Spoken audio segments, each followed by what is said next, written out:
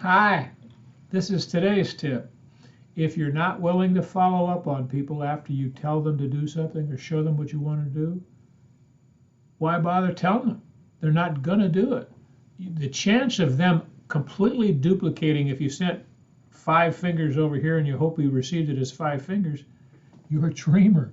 On planet Earth, people don't understand what they're being told or what they're reading. So you have to take some responsibility for it. And the best way to do that is to send over those 5 fingers and then go back the next day and make sure that they're doing all 5. If you don't want to bother to follow up on people, then don't bother. But you're stuck with the job for the rest of your life. And that's insanity.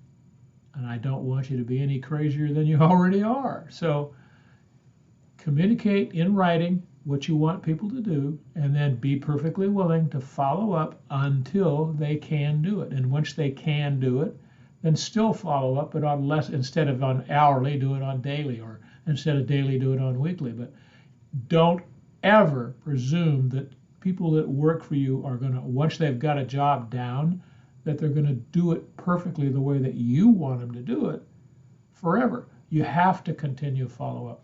What's missing in most companies today is that quality control cycle. Absolutely. When you see a company starting to grow and then it starts to wither, it's because the quality control function is falling out.